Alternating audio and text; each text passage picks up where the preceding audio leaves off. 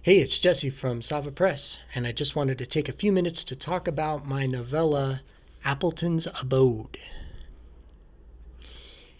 Now, most authors have a group of people who get to read all of their work and kind of get to preview it before they publish it or send it out.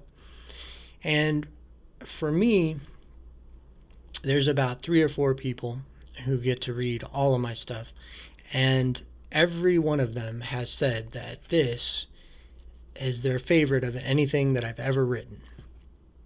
I'm very proud of it. It's a modern fairy tale with adult sensibilities, and I've dedicated it to the author Ray Bradbury because this work was very much inspired by his stories, and I like to think that if he had the opportunity to read it, he would really like it. It's about a playwright named Baxter Page who, as a boy, used to go and visit this kind of it's a house, but it's also a museum, and it's surrounded by an apple orchard, and there's a small miniature golf course, and it's called Appleton's Abode. And inside Appleton's Abode, there's a library with all these really nice children's books. There's a stuffed animal zoo with these really lifelike stuffed animals in this diorama like they're in the forest. And it was just a place that he and his father used to go just as like a bonding trip. And the place was owned by a really theatrical and flamboyant gentleman named Professor Cornelius Appleton. So Appleton's Abode picks up with Baxter. He's middle-aged. He wrote a hit play that was actually about Professor Appleton when he was a young man, but he hasn't had much success since then. He's married. He has 2 teenage daughters, and not really happy with his life.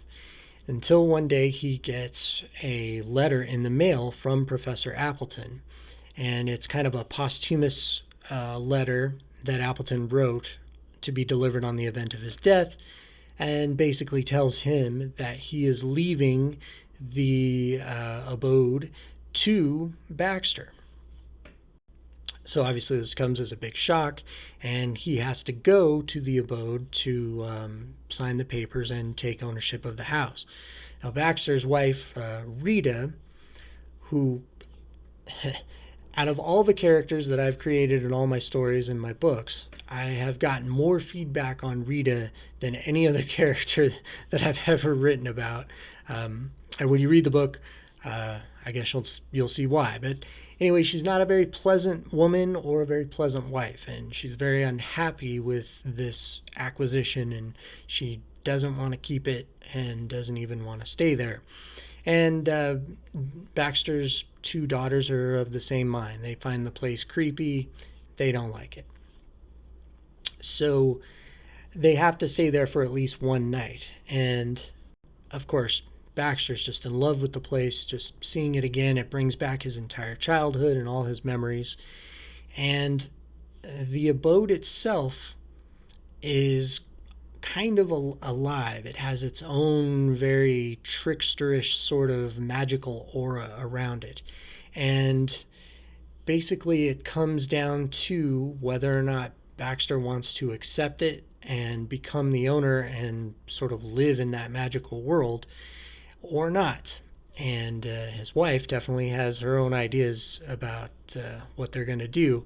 So it becomes kind of a little miniature war of spirit, I guess you would say. The wife spirit of not digging it at all, and the abode spirit of just magic and wonder and not being such a like tight ass, basically. So I'm really proud of this book, and it does contain some of my best writing. It's available in paperback and in the Amazon Kindle store. Appleton's Abode. Check it out. See you next time.